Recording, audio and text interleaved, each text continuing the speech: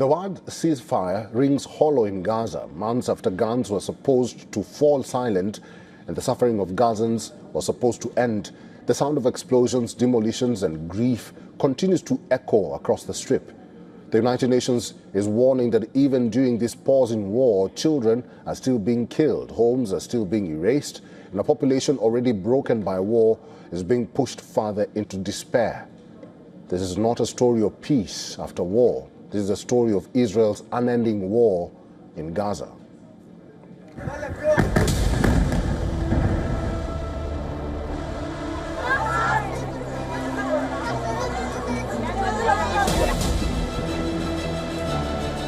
The figures coming out of Gaza show that a ceasefire is only in letters, not spirit.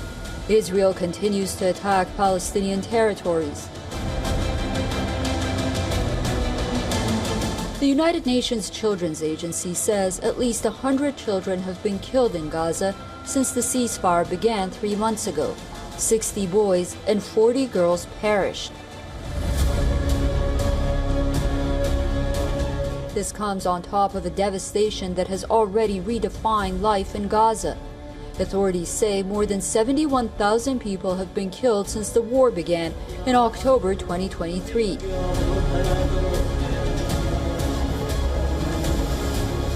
The United Nations estimates that nearly 80% of Gaza's buildings have been damaged or destroyed, an entire territory left in ruins. The crisis is being worsened by rainstorms sweeping across Gaza City, flooding tents and collapsing some homes.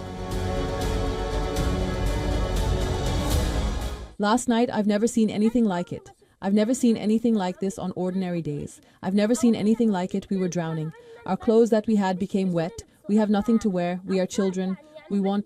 Our 2 mattresses were soaked. Our covers were soaked. Our pillows that we sleep on were soaked. Our tent is filled with water.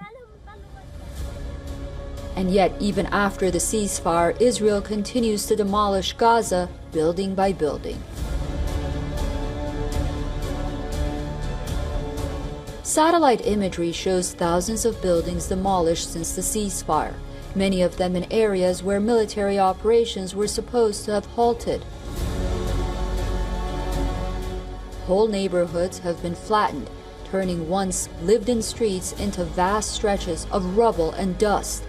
Israel says these demolitions are necessary, aimed at destroying underground tunnels and homes rigged with explosives, part of a broader effort to demilitarize Gaza.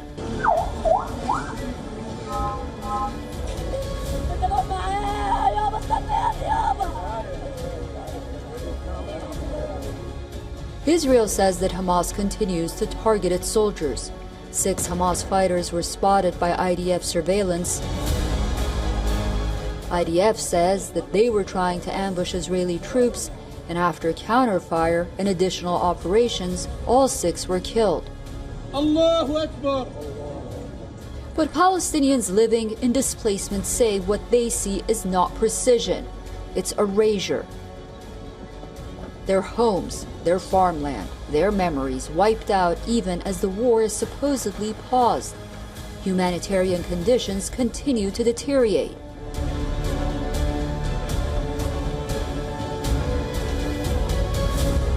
Men in Khan Yunis are using mud and water and stacked stones salvaged from bombed-out houses to rebuild parts of their homes. 27-year-old Tariq Al-Farah, who was hoping to get married soon, said mud and debris were his only choice of securing shelter. We were living in tents, and I've been engaged for about a year and a month. For a while now, I've been trying to gather for a tent, but I haven't been able to buy a tent because of their high prices. Israel has suspended dozens of international aid agencies from entering Gaza, a move the United Nations has described as outrageous.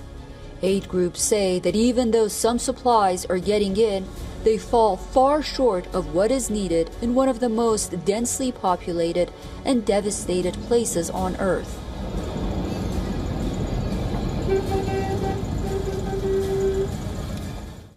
Withdrawal, the withdrawal of the Israeli army from our areas so we can return to our homes. The second phase, a complete withdrawal and the opening of the crossings. Meanwhile, diplomatic announcements offer little comfort on the ground. The United States has unveiled a second phase of its plan to end the war, speaking of transitional administration, disarmament, and reconstruction. But Palestinians remain skeptical. What's second phase or first phase? They haven't even started the first phase yet. How can they start with the second? They've been bombing since this morning. They targeted Tuffa and Zaytun. Houses are coming down.